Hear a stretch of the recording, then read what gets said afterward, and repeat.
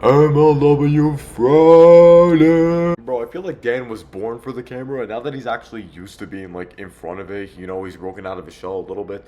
You know what, it is great to see, because Dan, he's a great guy. We love to see Dan on the camera. I mean, kindly enough, the Mallards defense in that inning where they blew that 2-0 lead and let the Wildcats get 5 straight hits, kind of dog shit. Like, their defense was not good whatsoever that inning. It was god awful.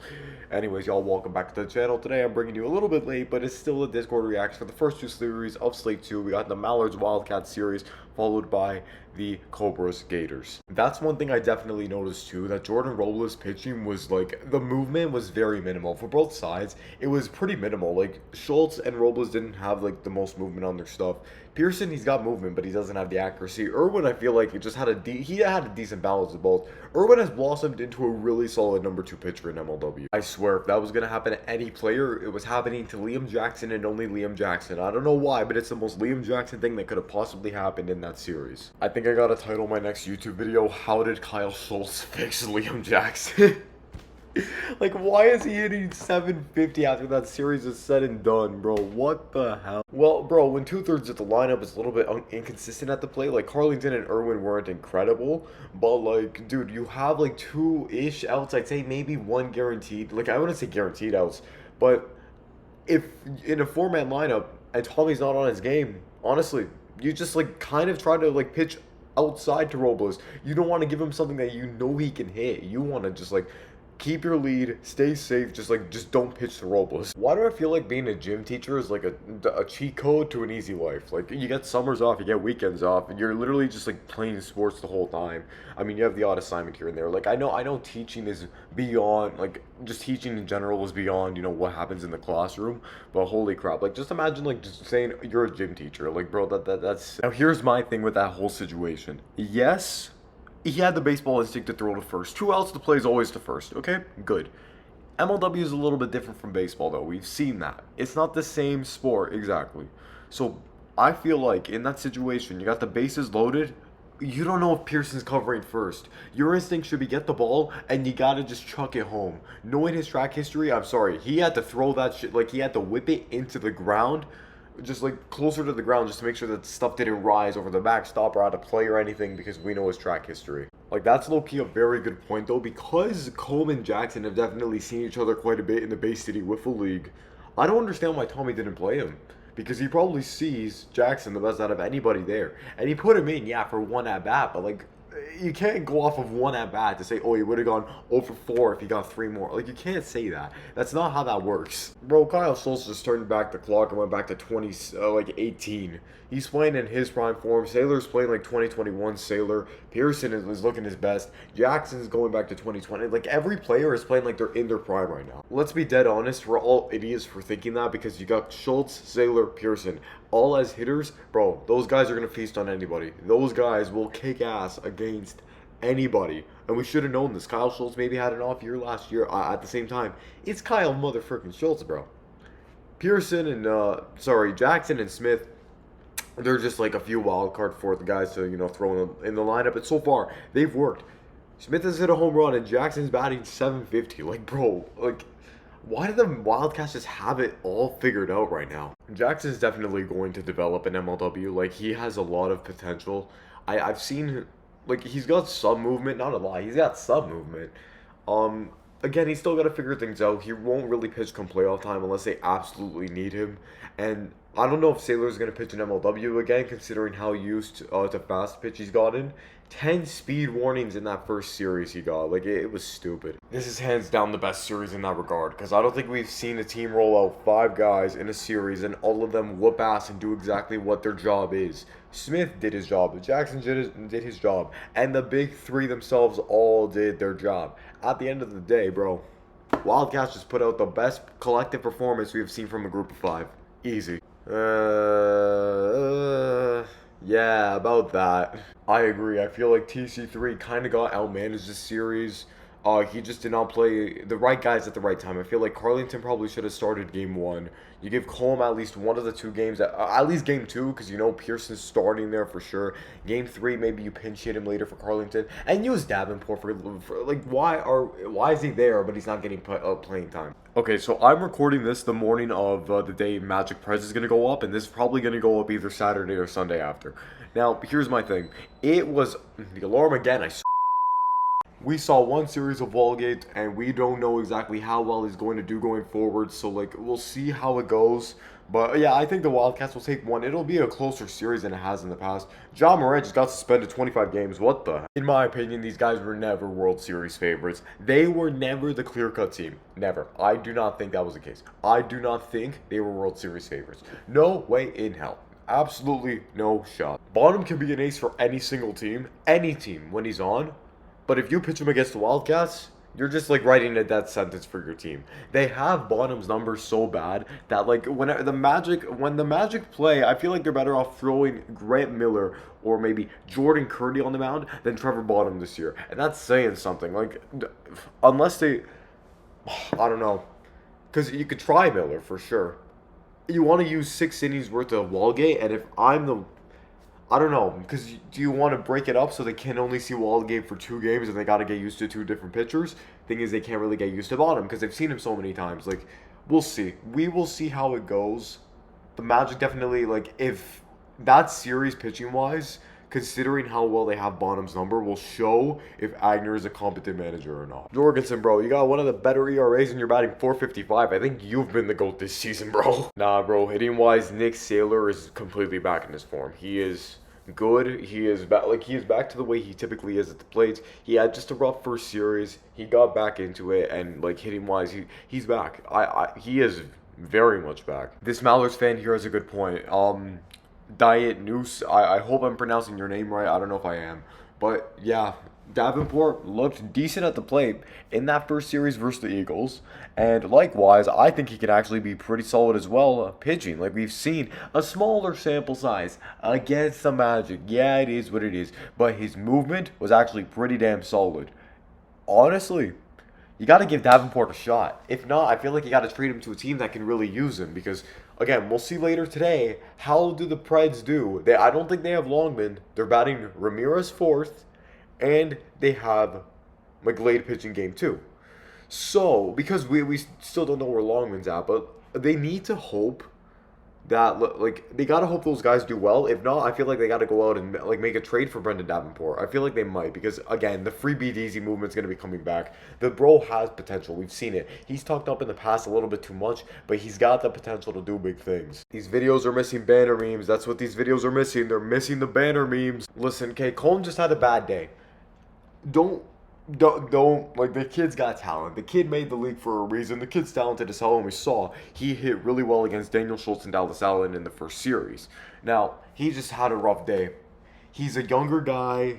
I think he's one of the youngest in the league. He's a 14-year-old, I believe. He's just a little too like emotionally invested, which I mean, like, okay, that's great to be invested, but at the same time, he's letting his emotions get the best of him. His behavior did not look too acceptable, and I don't think Tommy Coughlin really liked that. He was put on the bench for game 2. Carlington was making good contact, so they rolled with Carlington for game 3, and then Colm got another shot at the end of game 3. But I'm not writing the kid off yet, for sure. But I feel like he's just got to become a little bit more mature in a sense where he's just got to be able to control himself and keep his body language, you know, respectable and like make him look like a good presence on the field. You guys should like kind of get what I'm saying. Nope. I agree with both of these. Cats are like really good, not just good. They're really, really good. Mallards, we're not going to say at that level they were last season. I feel like the Mallards were pretty overrated because behind Robles and Tommy Coughlin when he's on, I don't know, like what more do they have hitting wise? I mean, Carlington, bro, he looked great, but he just couldn't get a ball over the fence. He put a lot of balls in play, but they were all like pop flies that easily were caught by Saylor and Schultz in the field. See, that's the thing. There's 8 teams now that all of them have very equal talent, so there's no like clear-cut favorite just based on last season. Like you can see, again, preseason predictions were like Cobras, Eagles at the top, the Gators, Magic at the bottom. Like you don't know how exactly these guys are going to adjust. But at the end of the day, it just, again, like, it's preseason power rankings. Things will change by the time the All-Star break comes. Then we can see like who the elite teams are, who the bottom feeders are. Like we'll be able to see it by that time. Jackson just throws like the same stuff over and over, and it's like, bro, they're just so. I mean, it's all the same stuff. Like, how is ECK going to figure this out? Because he always does, the pitcher post and like the pitcher variation post. He always does that. But what's he supposed to do for Pearson? They all look the same. I don't know what happened to Kyle Schultz, but all of a sudden he's tryharding again. He's playing like he was back in like 2018.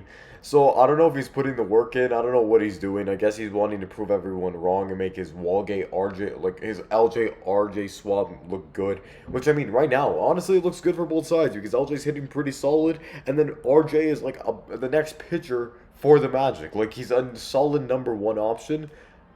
Let's just hope this ages well. Because today, if he gets absolutely destroyed by the Preds, I think my emotions are going to be absolutely destroyed at the same time. Fuck, what is this? What the hell is this, bro? Oh my, that one's good. That one's good, bro. I think keep this up. I think you're gonna become the new Banner regarding the MLW Discord like memes. I think we need someone like Banner because he's not here anymore. So we need you a little bit. All right, let's segue into the Brendan Jorgensen career revival celebration ceremony. Here we go. Cobras-Gators and oh well, these guys got it bang on the dot. Holy crap! I had this weird ass feeling before the series started that, you know what, Reese Harris, I feel like he might cook today. I feel like he's gonna break out. You know what? I think he's batting like 222 or something. Not terrible. Better than Zerlag. So I mean, you know what? I'm happy to see Reese Harris starting to contribute. I'm happy to see him do good because I feel like the 5th pick in MLW is kind of cursed. I mean, it's just, yeah. Why is everybody coming from my man Drew? Like, leave Drew alone. Hey, you in the corner. Leave Drew alone. Hey, you, leave Drew alone. Yeah, no, that was all Baron's job. That was definitely Baron's job. Drew, I don't know what the hell happened there, but that should have been. That should have been Baron making that catch. I don't know. I miss when he was in purple doing that stuff, man. Like, it still hurts, bro. I don't care that we ended up somehow getting Grant Miller out of the crap. I don't get it. Like, I miss Chadwick, bro. He was the first guy that, like, the first real player, the first raw wiffle player the Magic had that, like, he kind of carried that team every single series. I'm just happy to see him, hit that walk-off. That was very Jason Chadwick of Jason Chadwick. Oh, this guy's ready to kill Sean Flynn. You're making my username look awful. Oh, dude. Yeah, Drew sent that one to another stratosphere, bro. Like, he just absolutely skyrocketed that. I swear. The guy only hits mammoth home runs. Nothing more, nothing less. Mammoth home runs. I feel like a good manager is all Zerlag has left because, kindly enough, I mean, I think he really just had that one good season. I don't think it was a breakout year. I think it was just a randomly off series, and he went again. Like, a lot of his home runs and, some of his production came against very, very poor pitching. Like, it was the Mallards of 2021 that he was going against. Like, I feel like he kind of stab had it there and made it look like it was much better than it was, because I don't think Zerlag has been like that same guy ever since. So, is Zerlag a fraud? I don't even know. I don't know why. I don't know what this screenshot does, but, like, it's so funny just how, like, Alert's ready to just ask a question, and then ECK is just losing his mind for no reason. I swear to God. My Drew has jokes, bro. What is this? A new Cobras lineup just dropped. What Drew? What? It should be clear and undisputed at this point that Brendan Jorgensen is the MVP. Nothing more than that. Boy is hitting .455 after that series. His ERA is one of the better ones in the league. He's the ace of his team right now. Bro, Jorgensen is that guy. Okay, if Sim League is right, then I'm moving to Michigan in a few years and I'm entering the draft. Like, that's all I'm gonna say. If that's the case, then I'm entering the draft in a few years. I'm actually pretty happy with the way Reese Harris hit. As a 4-hitter, that's all you really need. And it's not his fault that Chris Cheatham is not producing a thing right now. Like, he did not hit a single ball that didn't result in an out last year. Like, he did not get a single hit in that series. Chris, we know you're better than this. You've been an MVP candidate. Like, we know you can do better than this. He has to figure it out, because I feel like Harris is a good 4th guy. We'll see. It's going to be him and Zerlag fighting for that 4th spot, I feel. But right now, I feel like Harris, like, he's got something to prove. But Cheatham has to get back to where back to where he was. I feel like this is always the case for most teams. Like if they're missing their manager, then it's always a group effort. Like the only one that I can really say like has a second one set in place is when Drew Davis is missing, it's Sean Flynn. Like Sean is a really mature guy. Like he has become so much more mature. I feel like safe with him. If I was a Cobras fan, I'd feel safe with him as my manager. I'm not gonna lie. He has become much more mature, experienced. He knows the game well enough. Like he knows what he's doing. I'm telling you now, this godforsaken alarm is gonna be the death of me for these next few months. I swear, bro. At this point, a lot of things have changed. I think Drew might be there for more series than not. I think he's gonna be there. Jorgensen and Harris both are definitely surprising us from the Gators so far this season. And as for the Cobras pitching, yeah, they both seem like drop-based guys. Like, more than definitely they do. Free Zerlag, bro, what do you mean? Bro is the manager of his team. What are you going to do? Free the manager? How? What? Huh? What? Now, the Chatty trade overall has looked really good. Like, he's hitting like 286, I believe, or something on the season. Like, he's in that range, 235 maybe. I don't know the last number I saw. It's one of those. But, again, hitting-wise, hey, he hit another walk-off home run. That's good. Making good contact. Like, that first little bit of 2022 was a fluke. We know Chadwick can hit the damn ball well. And you know what? I feel like it was a good trade for both sides. Both the Gators got what they wanted. Magic got what they needed. So, I just... Honestly, again, don't write the Gators off. I still think they could be a really solid team, bro. As soon as Cheatham gets things going, this team is dangerous. I feel like Game 2 ball, like, the Game 2 ball is one of the biggest enemies in the MLW league. Like, it's just... I feel like everybody as a collective just hates the Game 2 ball. Like, it's just run down from Game 1. The Game 3 ball is fresh and new. Like, the Game 1 and 3 ball are similar, but Game 2 is just like, you gotta figure it out, because that ball kind of sucks. Okay, a little bit to unpack here. So, not like the Magic last year, trust me. So, I don't know if that's really a shot at his former team, or him literally just saying, you know what, this team is more well-rounded, and, like, it's just not, like, I feel like it's not just... like Chadwick this year trying to do everything, because last year that's what it seemed like. Chadwick was trying to just drag his team to do everything. Bonham, Curdy, like LJ and Bonham especially weren't really responding. But as for Drew, he's there every series now. Thank goodness. Holy, okay, the Cobras are title contenders once again. So, again, plans fall through. Poor guy, you know what, that's life, that's the way things happen. Sad to see, like, that opportunity, you know, like, him get passed up by that. But you know what, I'm happy that he's going to be here for the greater majority of MLW series now. So now, as for Andy, I don't think we're going to be seeing him that much this season, if at all. He can't risk any injury. So I think they just want to keep him off the diamond. Drew is a good friend for, you know what, at least knowing that, you know what, Andy, this is an opportunity you can't pass up. Wiffle ball's great and all, but you know what, as much as I think Andy Duran would really help the Cobras, I think they could still be fine on their own. I think Chris and, like, both Barons got to figure it out at the plate. Sean Flynn is doing more than fine. His average might not look the greatest, but his OPS is through the roof. Sean Flynn is just so underrated, it's unbelievable. With Flynn and Drew, like, they've been on every game so far. As soon as Bean figures things out, bro, the Cobras are back. The Cobras are back in business. This Gators team has potential, but they can't close out a series for shit. Like, this is bad. Like, they can't close out a series. I don't get what the problem is. They just can't. My honest opinion, this is the best Jorgensen's been all time. Because he is hitting out of his mind. He was not hitting like this. Like, he was pitching fantastically early in 2020. But now, he's pitching very well, but his hitting is spectacular. He's a number 1 hitter right now for the Gators, and I don't think anybody saw that coming. He would have been the number 3. He behind Cheatham and Chadwick. This time it's Jorgensen's 1, Chadwick's 2, and Cheatham's 3 for some reason. Like, personally, dude, he's the MVP right now. I wouldn't say undisputed because Kyle Schultz is definitely up there, but he has definitely put in a crap ton of work, and he better get an All-Star Game appearance. He's been hitting out of his mind this season. I feel bad for you Gators fans, I'm really not gonna lie, like, because they play games with you guys so much. Like, you go from, like, great, then you guys are, like, just, you guys are, like, oh my, like, you guys are great one game, and then you're, like, mid, and then you're, I don't know. Game 1 is always your best game. You guys just need to find a way to at least snag one of the games 2 or 3. Just show that you have life throughout the whole series. That's pretty much what this has to be. Like, the only reason why you made it close in Game 3 is because Sawyer being kind of self-imploded on the mound. But thankfully, they brought in Baranowski, even though Drew Davis did not know how many outs there were.